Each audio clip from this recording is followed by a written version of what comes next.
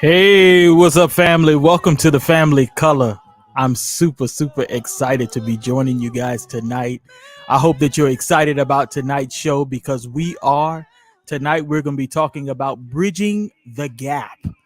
We have 7 living generations cohabitating in the earth right now, and each generation brings very important gifts, talents, and skills to our society. But there's a huge gap when it comes to understanding and respecting one another's purpose. Every generation believes their generation is the best, but the truth is they're all very great.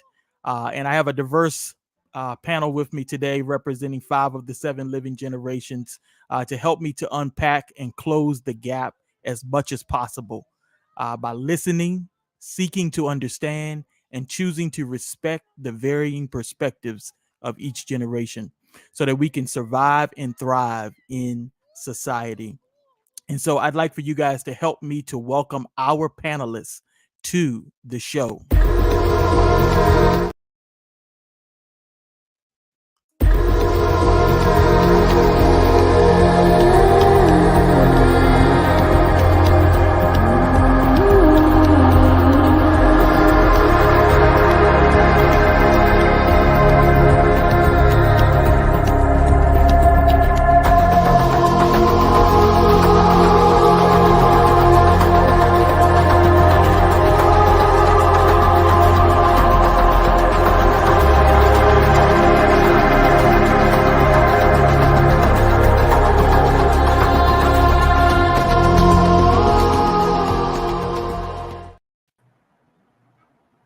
Hey, welcome to our panelists tonight for Bridging the Gap, Bridging the Gap, Bridging the Gap, Bridging the Gap. Y'all ready? We're ready. We're ready. Yes. Talking about my generation. Y'all, I'm excited about tonight's conversation. I hope that you are too. Woo! All right. Y'all, we got some amazing people on the screen today. Y'all just saw the intro video. We got Mr. Ronald McCrae, who's in the upper left-hand corner here. He's a published author, music recording artist. He is so much. He's a father. He's a husband. Amazing guy. Get to know him. Go Google him. Amazon. He's everywhere. You can find him. Yes. We got Coach Chris on the line, certified life coach. Amazing person. This happens to be my mother-in-law, in which I'm super excited that I can get her on my show tonight. And then I got the future Dr. Kiana Bonner up here in the upper right-hand corner. This amazing woman is the CEO of Girls, a nonprofit organization in the DMV area. And we just thank you for being here tonight with us. Then we got Dr. Larry Jones down in the lower left-hand corner of the screen. Dr. Larry is a veteran. He's healthcare administration doctor. This is a father. This is a husband. This man got it going on. He got the wisdom beyond wisdom. So if y'all need to tap in.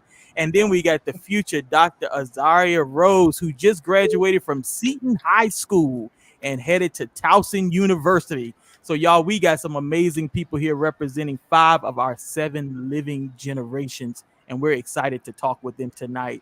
So I'd like to go around and give our panelists an opportunity just to make some noise really quick, and I'm going to start by asking them a question. And so the first question out the gate is, what do you think the gap is in our generations, or between the generations rather? Anybody that want to jump in, I'm going to leave the floor open for y'all to jump in. Who want to give a guess at it?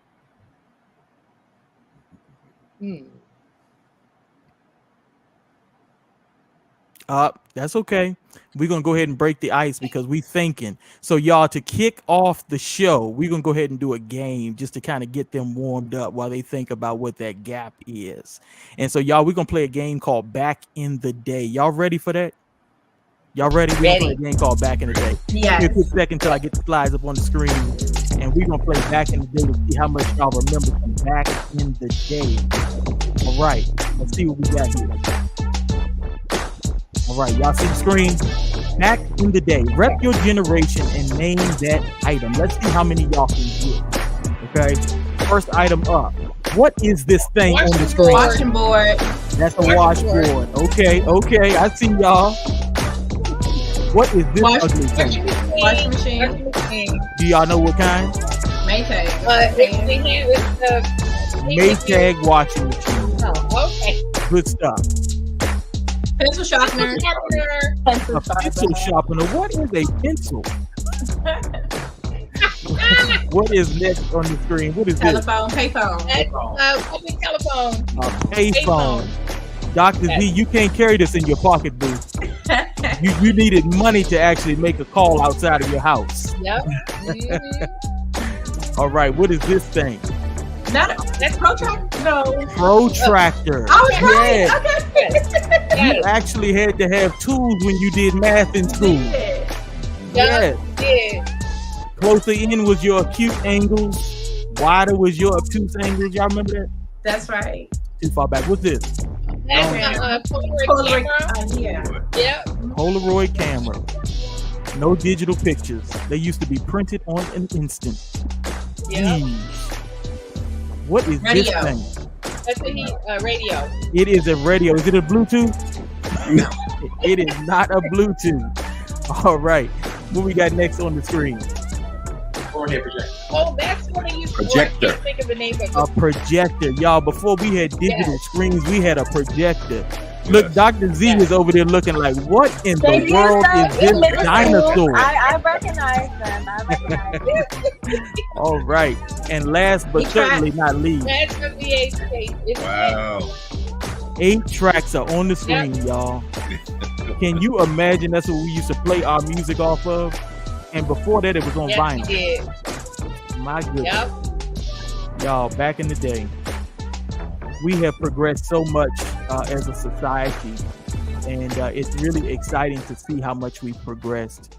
And I want to kind of unpack tonight, kind of where we are and how we continue to progress as a community of people cohabitating one with another. And so I'm going to open the floor again to see if anybody has identified one of those things that they think is a gap. And if not, I'll introduce one. I can share one that. Oh, go ahead, Dr. Bonner. Come on, speak it. Speak Yeah. those things as though they were. I'm thinking about my own gap. So I would say mindset Mm, and communication. Communication. Definitely. mhm. Mindset and communication. Yep. Yeah. You want Maybe to mindset, priorities Mhm. priorities and communication.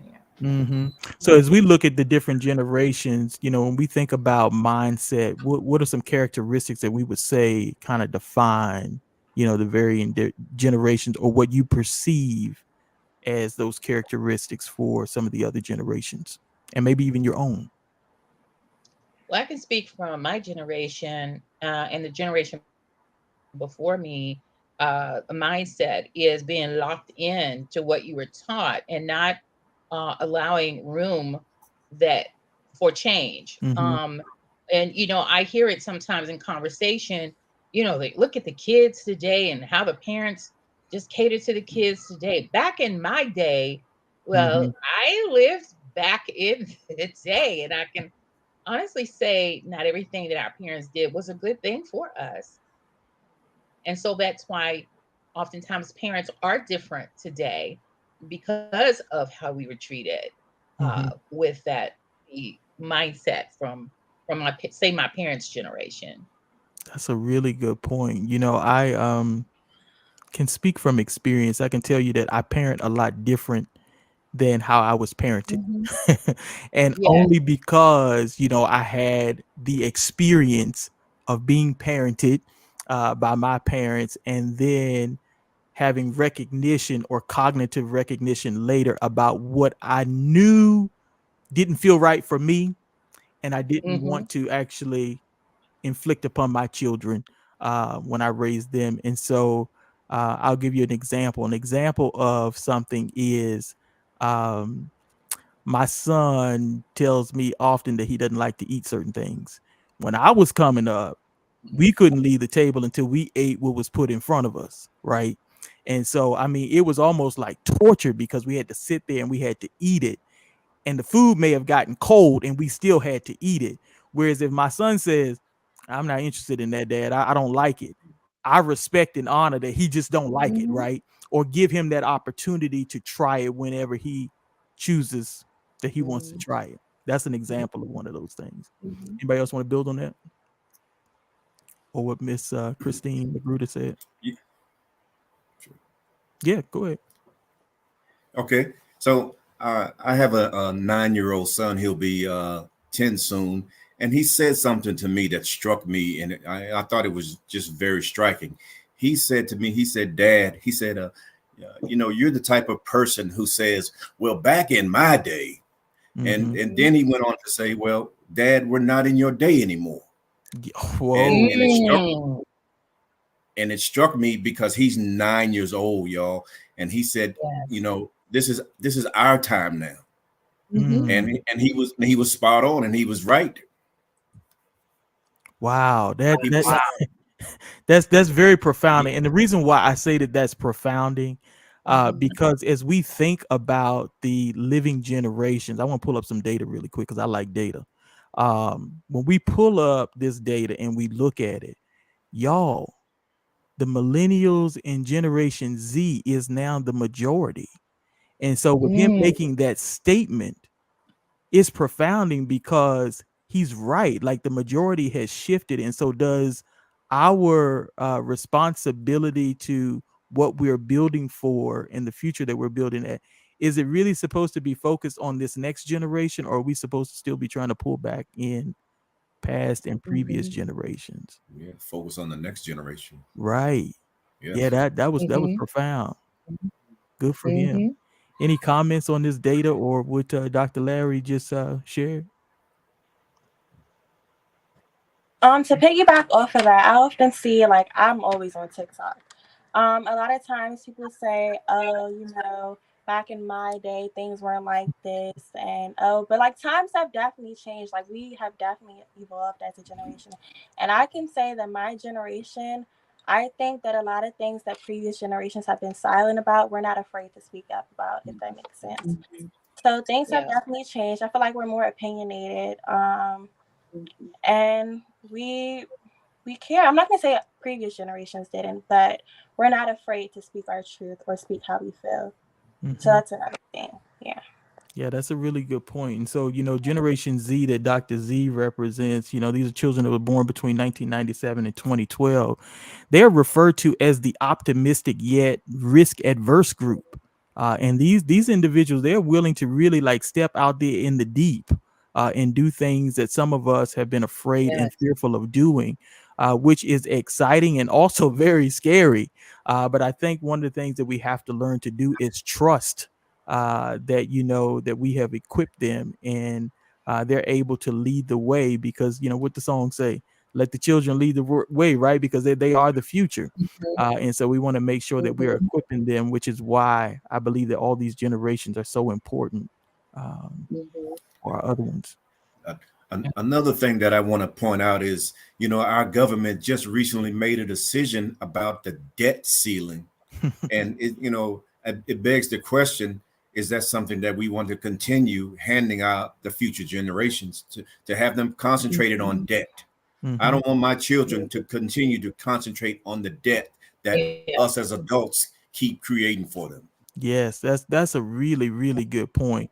Yes. I that kind of leads into that little political realm a little bit, but I won't touch that. But I like where you're going with this, because we think of debt differently, right? Depending on the generation that we're in. We some Mhm. of us come out of the generation where credit cards was the end all and be all. We wanted to have good credit so we can have credit cards, charge things, pay monthly so that we can have a lot of things and items. And as you look at certain generations take their possessions, things, and all those types of things seriously, and debt is nothing, right? Because they just want more and more and more and more stuff to Mhm. continue to, I guess, define what their status is. But I Mhm. think with this new generation, status doesn't matter to them. Yeah. Yeah. Right. Mhm. Mhm. What else? What y'all got out there? What's some of these gaps? I did want to respond to one thing that Zari said.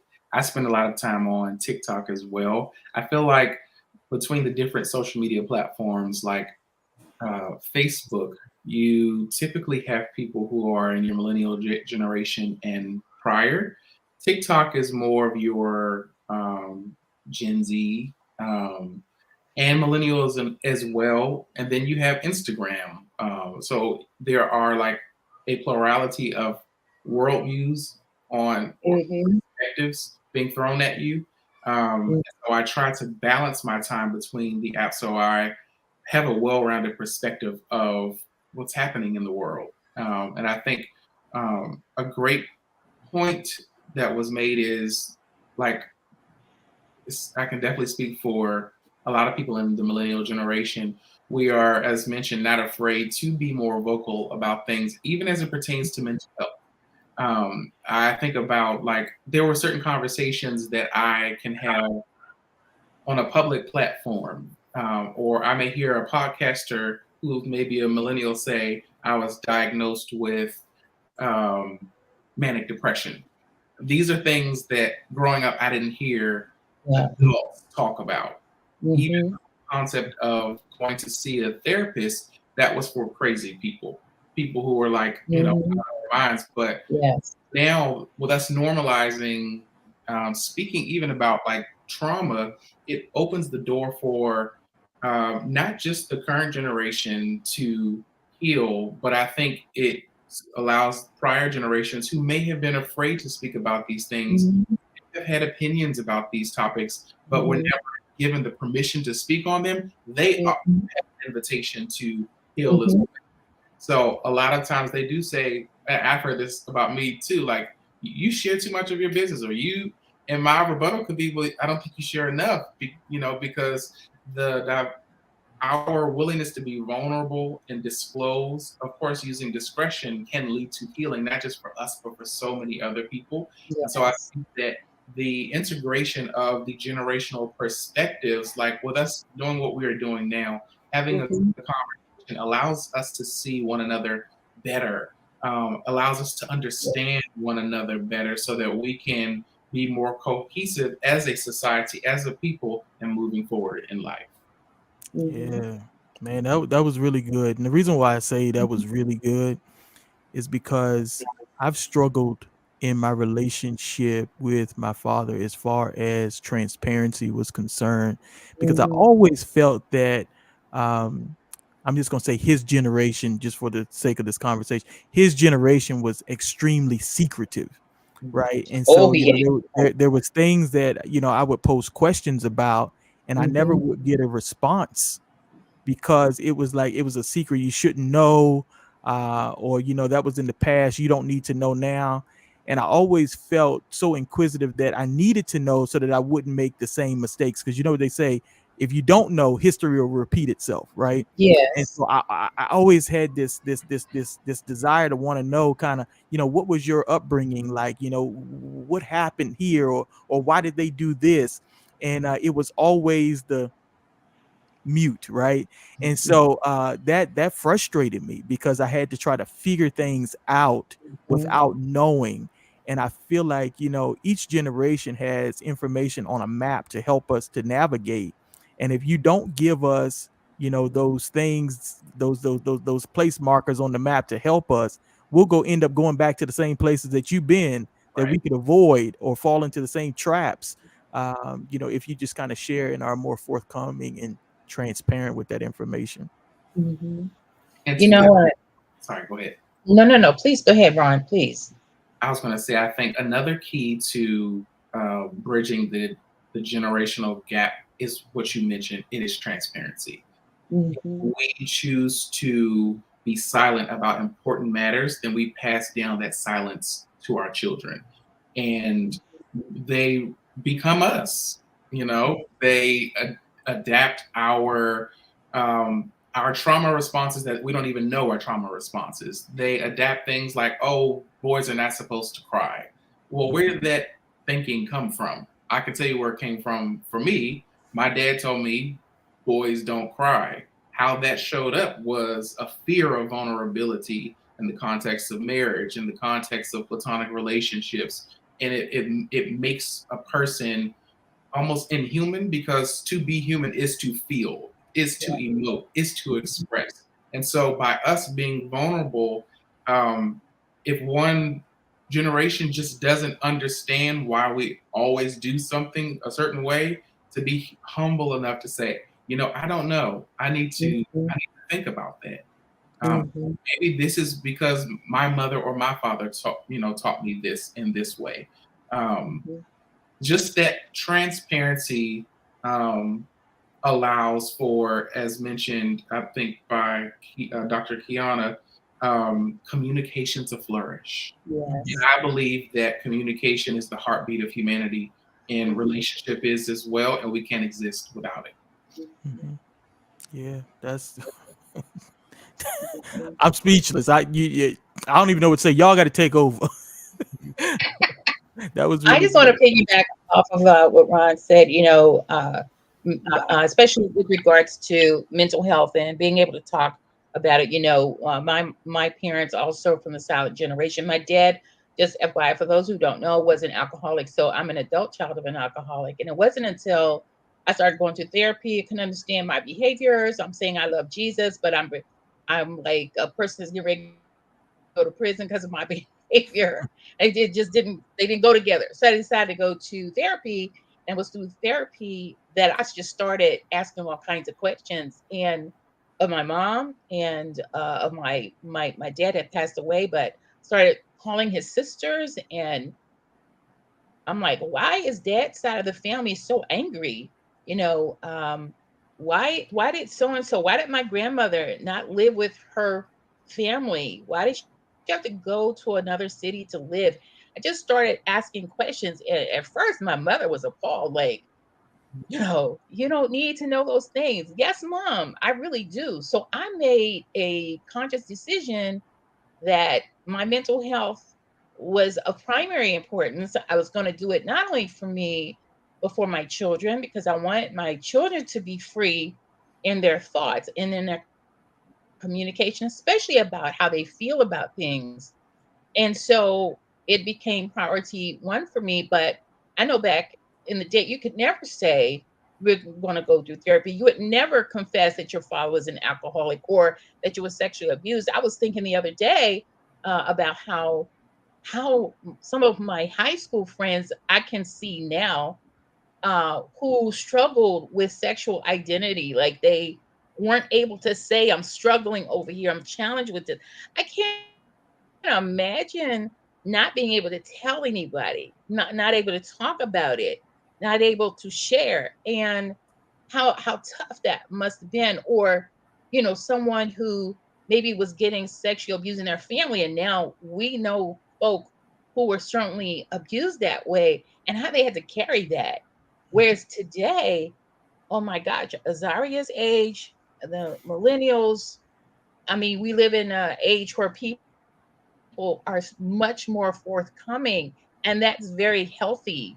And you may not want to hurt people by what you've experienced, but you have to fight for your freedom in that way. So I love that we live in an age of more information that can help us heal from hurts and pain and abuse. Yeah, absolutely. I think about John chapter 8, where it talks about the truth will set us free. And Woo. I think about how often, we keep ourselves chained in bondage because we are Hmm. so secretive, right? Or we choose to Hmm. hide pain, and you can't heal when you hide pain. If you got a wound, you got to go, get that wound treated. And so, the fact that Hmm. you guys talked about therapy and addressing mental health and things like that, that tells us that there is aid that exists that can actually help us to charge Yes. out of that darkness into a marvelous light. And so I appreciate you and Ron for sharing all of that.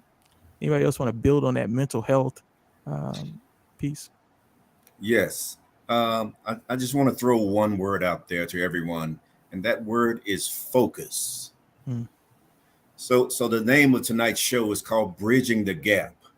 So with our focus and where we are, no matter where we are in our walk of life, there's one thing that we have to decide, and as far as bridging the gap is concerned, We either want to focus on and acknowledging the fact that we are the bridge, or either we're going to focus on the gap. Mm.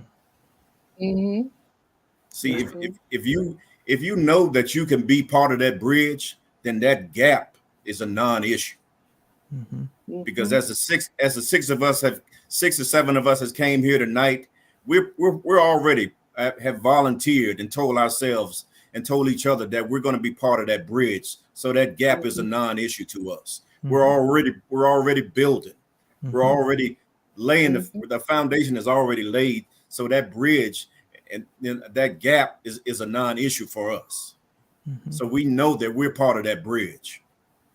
That's a really good point, and when you can identify, what you're focusing on, you can actually start working and building, right? As opposed to looking at what you don't have, or I don't have the tools to do this. Focusing on what you have and building with what you have is the key. And I really appreciate you for kind of amplifying, that word focus, because that's what we need if we are going to survive so that we can thrive. We have to focus, and we have to focus on what the matter is at hand. And we just talked about, we're building for that next generation. And we're not building for ourselves. We're not building to cover up the past. We're not looking to, to try to bury bones, but we're here to build and to make things better. So Yes. that's really good. Really good. What else y'all got? Bridging the gap. Yeah. So, I've been sitting here thinking, and I will just say this one point to what Ron said about mental health. Emotional intelligence is something that's far more prevalent, I think, with the millennials and moving forward. And I think what it is doing is setting up future generations to just be more stable, And I just, it's just becoming far more accepted. And I think that even the discussions of children and their mental health, especially during the pandemic, those discussions are becoming more prevalent. My daughter was even on a panel. She's 15. I think she may have been 15 or 14 at the time. And she sat on a panel with her peers discussing mental health. That would have never have happened when I was in high school. I never saw that. So I appreciate that. But what I wanted to, add, I was thinking about the generations that have impacted my life intimately, and it would be baby boomers and the silent generation. And so my mom is a baby boomer and her dad was a silent generation. And what I noticed to be the significant difference between my mom and myself is that I have the freedom to dream, to execute, where my mother only knows survival. So it is difficult. I had to learn, this is where the bridge and the gap comes, that because of how she grew up and because of what she experienced in her life, there's certain things that she wouldn't understand when doing the work, right? To dreaming, but the outcome she can appreciate, but the work part, I had to really grow and mature to understand that it's not necessarily something against you. It is just almost a limitation in her ability to understand how that could work without there being some type of major disruption in life. Once I understood her, I knew how to communicate with my mom and where to bring her in on different aspects of my life. So yes, in certain moments it can be lonely. But then I think about the silent generation and I think about her father. And although he's been gone since 2004, I believe I probably could have had the conversation with him that I couldn't have with her. That's really interesting. That's really interesting. And so then I started to think about, well, what happened generationally? So we're from the city, we're from DC. And my grandfather really worked hard to develop his own business. He was really dignified. I know this is off subject, but I miss the dignity that the previous generations had. Yes. That is something that is lost. Yes. Straight up. It's happening millennials and further. It's just, I miss us being dignified people and having more respect for life. But let me come back. And so because of his, I remember his work ethic. Even as a child, I remember how responsible he was. I remember how he took pride in things. And it's that, not that my mom doesn't share that, but something got lost along the way where it's just total survival mode, and where there's financial instability, and it's not just her. And so I come along and I'm trying to build generational wealth, and my mom at this age was trying to pay the rent. That is a real gap. Yeah. It is. It's a real gap. But I had to learn to understand where her trauma was. That's how you bridge it. Yeah. Understand who you're talking to, who's your audience, and don't take it personal when they can't offer the support that you might desire, even if that person is your elder, is your parent. That right there helps to bridge rather than to divide. That's what I learned. Yeah, no, those are really good points. And first, I like the fact that you kind of reference, what you appreciated about the other generations. And I, like you, am a lover of the silent generation. As a matter of fact, the greatest generation, all the way back to one of the oldest living generations, which is what they call the Great Generation. I was always among the elders, right? And so people always say, you're an old soul. But it was always like golden nuggets that you would get. There was something that you could take away from each generation that was valuable. And I remember my great grandfather, of course, he was a part of the greatest generation. He knew what he wanted, because clearly he came from a past that he didn't have an opportunity to have what he wanted, but he knew he had a vision, right? And because he had a vision, he was able to lay a foundation for his family to build on, right?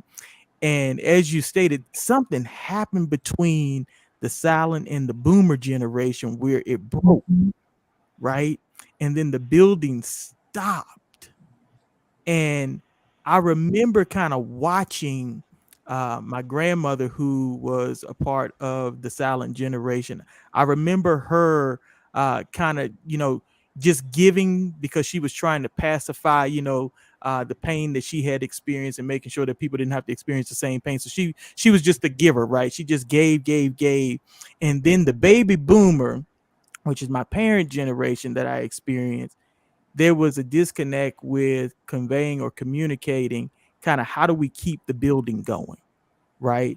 And so I was able to witness the great grandfather who laid the vision, and I always wanted to be like him. He was God-fearing, he went to church, had his own land, had his own house. It was stuff that I learned from him. It was stuff that I learned from my grandmother. It was stuff that I learned from my parents. But then there was something that happened where things kind of went mute, and it was like, how do I continue to build? I don't even know where to start, right? So when I started my family, I felt like I was starting over, right, from scratch, and I really didn't have a blueprint to start from. And so, you pointed out the whole financial thing. I didn't know anything about money when I became an adult, right? All I knew was I was this guy who had a social security number, and everybody was talking about, you got to establish credit, right? I didn't know that you had to pay the credit back, right? And so I went out with my beautiful social security number and got as much credit as I could get. And I remember going on like a binge at 18 years old, right? I went and bought gold bracelets, and I was charging everything. And I remember 2 years in, I didn't reach 20 now, right? And I was like, oh my goodness, my credit is shot. Went to school to try to get a loan for school, and they're like, sorry, we can't help you. At 20 years old, right?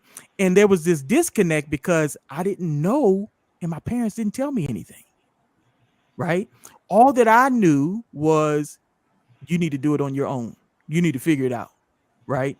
And so there was a resentment, actually, because I felt like there was help from the other generations where I saw the other generations kind of helping their generation. Then I was like, dang, what happened? Like, nobody's helping me. I'm out here to survive and fend for myself and try to figure this out. And it became very scary. It became It created a lot of anxiety. And then I remember there was a breaking point that I said, life has to be better than this, right? And I had to start to figure things out. And so now I have kind of like went nose deep into wanting to build wealth for my family, and to, make sure that we have a foundation that they can build on and not start over, right? And so I think even that conversation at hand, how do we continue to help to build that type of foundation, or strengthen that foundation for these future generations, so that they don't feel like they're starting over? Because I do believe that we all have a responsibility in depositing something into the next generation, and it is not up to us to choose what we bring, or choose what we not bring to the table. We got to bring what we have, so that they can have it in their toolbox, so that they can execute what it is they need to execute in society. Um, I think my mother, she was in the same shoes as you as far as not really knowing what to do or how to do it. So she had to learn that on her own. And I think the biggest thing is she learned from that, and what she's learned, she's like passed it on down to me so I can know, so I won't. So I think continuing to like pass on the knowledge and not keeping it and hiding it will also help, because now that I know what I know, I can pass that on to further generations. Yeah, very Yes. good point. And Good Kiana, stuff. I am a boomer, as I said. So I could, when you said, my mom learned to survive, I could feel that, because I was also taught that. I remember my mom paying bills, putting money in envelopes to pay bills, but she never, or my dad never sit down with me and my brothers to share any finances. So we certainly, my husband and I, we've been married 50 years, and we certainly stumbled so hard, definitely in the early part of our marriage. And just learning that piece. But, as everyone was talking, I was just reflecting on the earlier generations, how challenging so much was for them, just in terms of getting jobs, and living in a world where I came up in the civil rights era, fighting for to vote, and to go to school. I went to segregated schools, and just so much. It was like such a war you had to fight through with so many things. So I believe that even though there are certain aspects of each generation that are passed, um, that were not good, like keeping secrets, and not learning financial savvy, or not sharing if you were in trouble, if you were struggling with something, even though some and a lot more things were a challenge then. Each generation to me brings something very beautiful to this world. And I look back at the pictures of my mom and her sister and brother growing up. Man, they could dress. Oh my God, they were so beautiful in their dress and their fashion. The men with their Stetson hat, the women's with their little gloves and their way they dress. My mother, I have some pictures of her. She always wore an orchid for some reason on her, in her hair or on her dress, and they would just had such respect for how they looked, and all they bought that piece, and actually passed down some things that still carry to me today, especially the respect piece, because I'm 72. But if I meet somebody who's 80, I don't call them by their first name. I always have to put Miss or Mr. in front of it. I still carry that with me, and I think that's a beautiful thing. So even though we've had to generations going on, I've had to learn some new ways and better ways. I'm careful also to embrace what my grandparents, my great grandparents, and my parents, even in some of their great dysfunction, brought my way, and has helped me to be who I am in a lot of ways. So I did want to be sure to say that, and to certainly acknowledge I understand that survival thing, because That's what we were taught. Absolutely. Yeah. You So know, there Coach you go. Chris, I value that perspective because even though we may not always, think that what one generation brings to the table is significant or not, it really is, right? You talked Yeah. about respect. We Mm-hmm. even use that word survive. Mm-hmm. To be perfectly honest, and this is just from my perspective, I think that in, modern generations, we give up too quick, right? And I think, Yes. if we were to think about the word survive, we got to learn how to push through and persevere. And you can link that to surviving, but you have to learn how to withstand the test, right? And so I Yes. think that generation taught us going through the civil rights area. They Mm. stood the test of time. Woo. I mean, Yes. it was to go to segregated schools, to be told that you couldn't drink Mhm. from a certain water fountain, or you couldn't go to this restaurant, or you need to live in this neighborhood, or to go and try to get a Woo. mortgage for your family and be denied because of the color of your skin, Mhm. redlining, and all of those types of Yes. things. Yeah. They Yes. still persevered through Yes. adversity.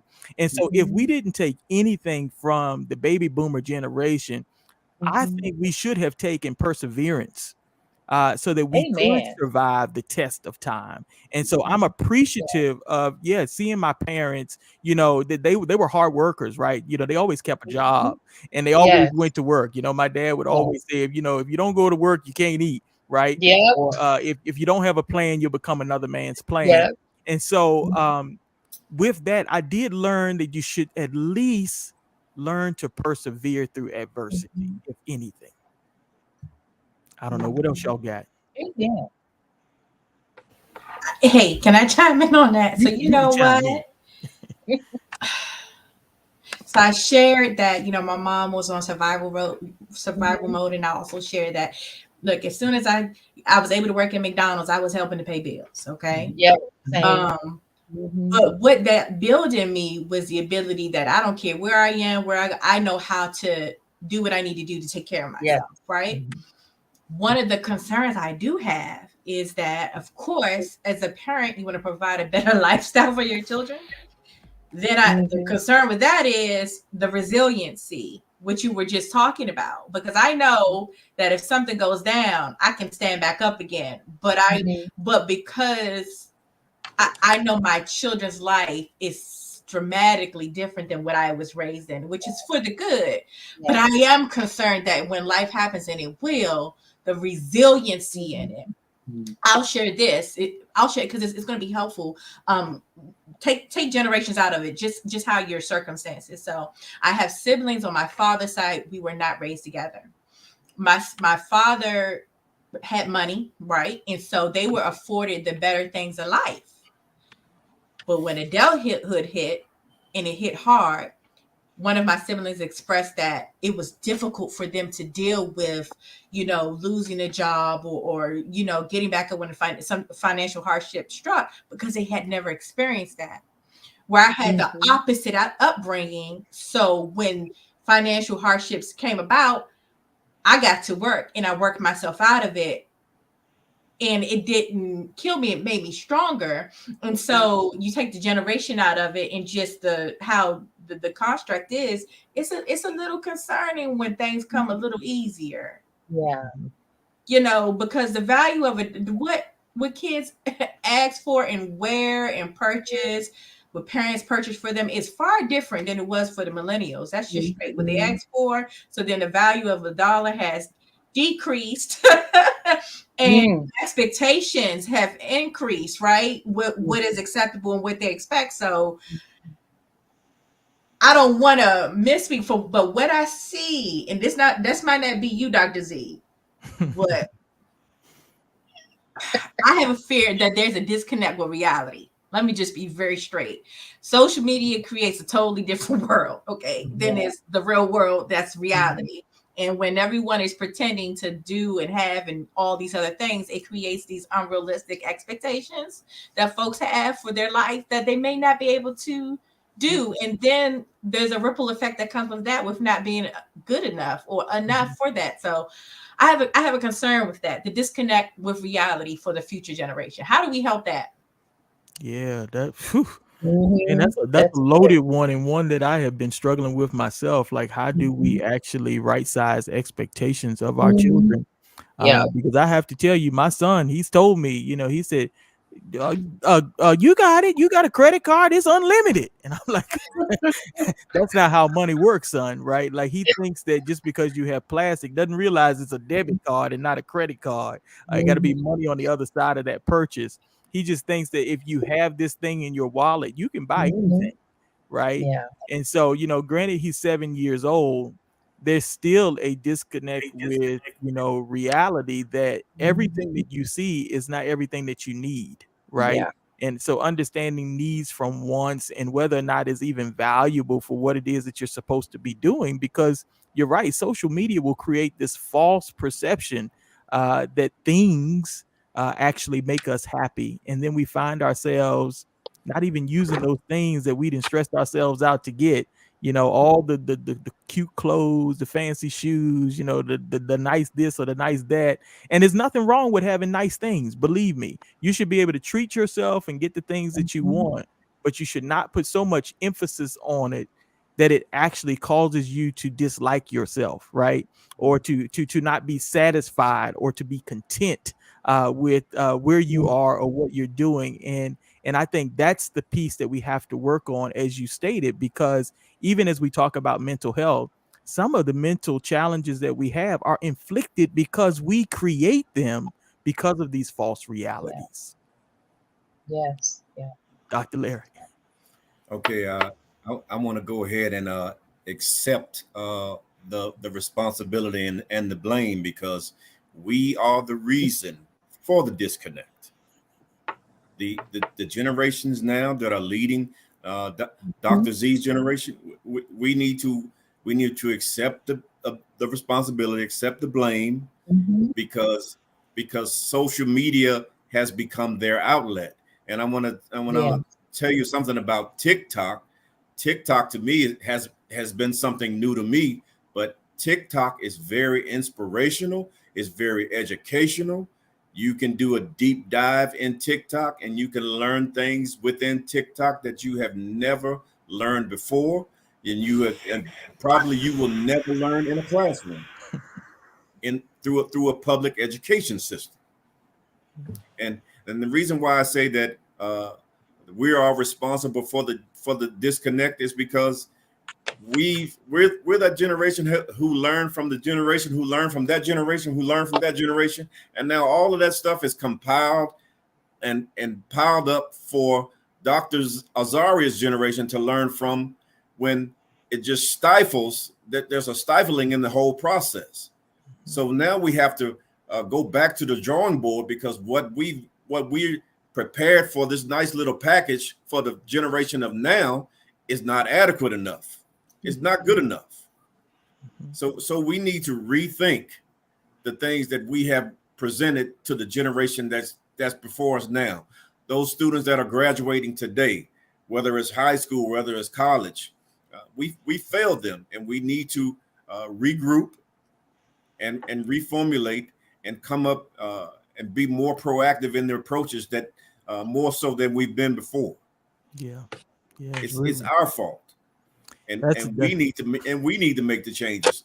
The future of this country, and the future our future generations, that's where the leadership is going to come from. So we need to be Yes. looking to them for some of these answers to fix Hmm. some of these situations that we're facing today. Yeah. Really. I definitely agree. There are some very unrealistic expectations within my generation. I can say, I don't think it just comes from social media though. I think it comes from the things that we watch, especially like I watched a lot of movies and shows growing up. And when some teens hit 16, oh, they would have a car, they would have this. So there's a lot of expectations. Like teens, I'm 16 myself. I didn't really expect that, but I know that's what a lot of people think will happen. So I think being mindful of what we allow, when I get older and I have my children, I'm going to be mindful of what they watch so they don't have these unrealistic expectations. So I think constantly watching and monitoring and then having these conversations to talk about it, what's real and what isn't, so that they can tell the difference and they know, I guess, to kind Mhm. of help that better. Yeah, no, that's a really good point. I'm recalling a sermon my wife did maybe about a month ago, and it was entitled, what are you eating? And she was saying you got to protect what you take into your eyes and into your ear gates and things like that. And it was Mhm. so awakening to all of us because it's true. Like a small thing can influence you, and we are living in a hyper competitive influencer culture, right? Mhm. Everybody wants to be an influencer. They Yes. want to kind of make you do what they want you to do. And so media is built that way. Media is built to convince you that this is how it's supposed to be. Media is, treated to be kind of like that first outlet for people to receive information. And the truth of the matter is, regardless of our generation, the first place that we should seek information is from home. It's home base, right? And so because we know that our greatest protection is at home and it's on the home front, and people who are Mhm. external to our home front does not have our best interest, Mhm. right? And so we got to be able to trust the influence of the discernment, the power in that God has given our parents and generations that are in our midst, to kind of help us along. And I think, as you stated, Dr. Zaria, when we are looking at things, we got to be mindful of whether or not it's helping us or hindering us, right? Yeah. And we also got to be open to, having conversations about it, not being fearful to say, you know what, like, why are you watching that? What did you get from it? And parents should really seek to understand what their children are learning from the things that they're watching, and vice versa. So what else y'all got? We got about 8 minutes on the clock. And I want to make sure that we all are able to get our thoughts rounded out. And so as we prepare to bring our conversation to a conclusion, I want you guys to think about, what's that burning thing that's on the inside of you that you may want to share, um, on this topic for us to take away, to think about, right? The thing that you want us to ponder on and to kind of to sit with. What's that thing? I think. I know for me, go ahead. Who did I interrupt? I'm sorry. Go ahead. No, you go first. Go ahead. Okay.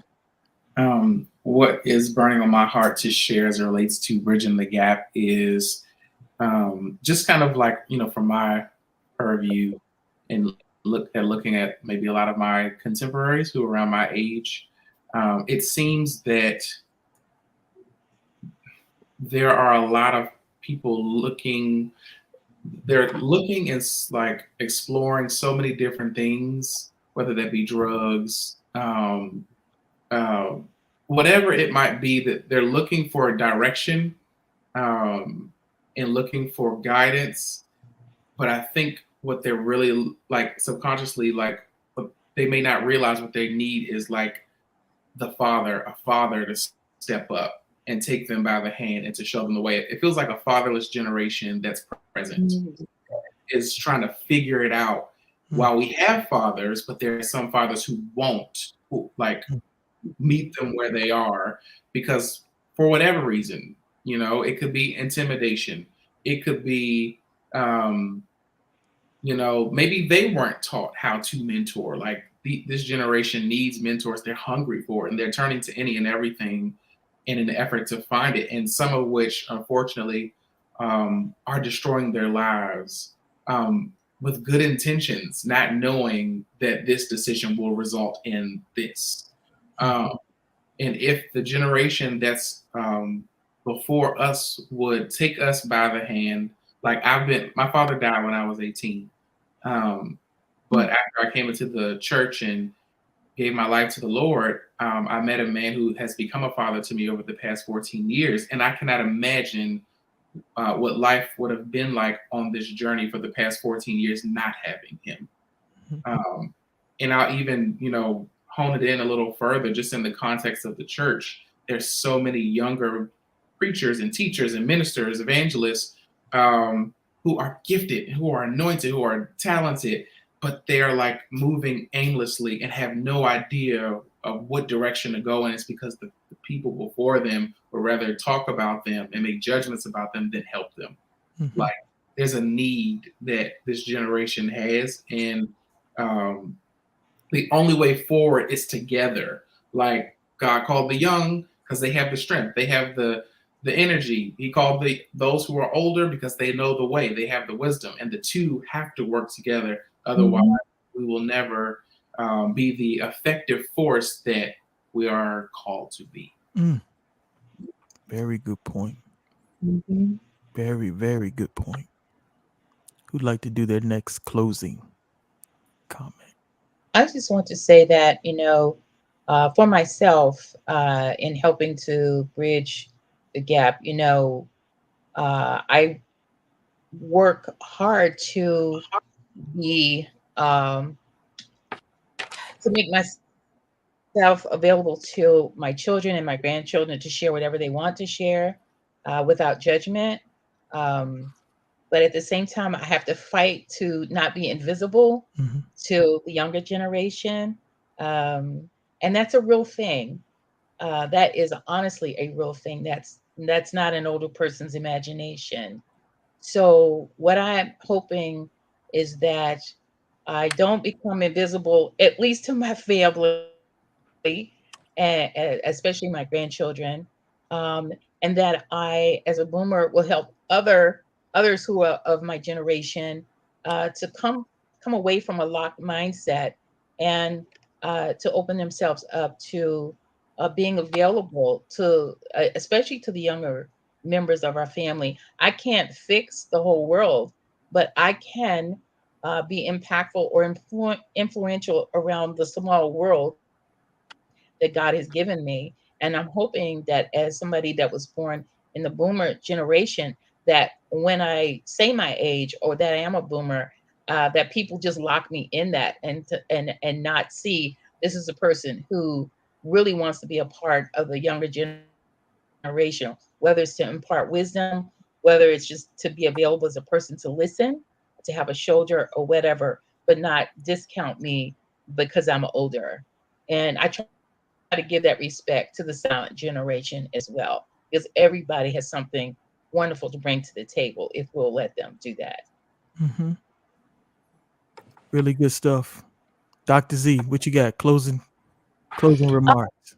I know we touched on this previously, but I think communication will definitely help bridge that gap. I know sometimes that it can be uncomfortable. I'm speaking from experience. A lot of times I may not want to touch on certain things because it might make me feel a certain way.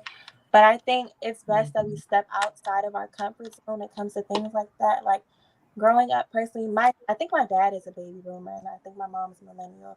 But there's a huge difference between I feel like with my dad, it's hard to communicate with him and vice versa. Like he can't really touch on things. I don't know if it was like from experiences from that time period or like the way it was for him growing up, but it's definitely a difference when I'm communicating with my mom. I feel like I can talk to her about a lot of stuff. She's more open. She can share her experience with me. And I think it also helps me learn. So it helps me to not repeat that cycle or whatever she has that she went through. So I feel like communicating will definitely help because it helped me so far. And I've only been here for 16 years. So I think that's really like big communication. I can't stress it enough. I think it's really key. Good stuff. Good point. All Mhm. right. All right. It's between Dr. Larry and Dr. K. What y'all got? I can go. I was going to say to give grace. Mm, Grace is needed. mm, Grace is Yeah, needed. yeah. I think the thought process of giving people grace Mm, would help a lot of folks heal from mhm. childhood trauma that has surfaced in adulthood, and understanding that even with the difficulties or things that were done that might have been incorrect, that no one is perfect, including you. And the other thing I would say is just give space to understand the misunderstanding. mm, That's really important. Seek to understand rather than to defend. I think that would take us really Mhm. far if we took that perspective rather than the defensive all the time. mm-hmm. Good point. Very good point. Seek to understand. Yes. Right, Amen. Dr. Larry. Well, I, I'll close with this. My wife and I, we have four beautiful children, all under the ages of 10 years old. And for me, uh, prayer is in meditation and giving thanks. Always. Uh, I just pray that uh, because God is who God says He is to me, that I will continue to be that way for my children and my wife. Mhm. That's my prayer. All right, that's good stuff. That's a good concluding comment. Um, I think what I would say as we prepare to leave, I'll share a quick story. I ran into my elementary school principal. She's part of the silent generation.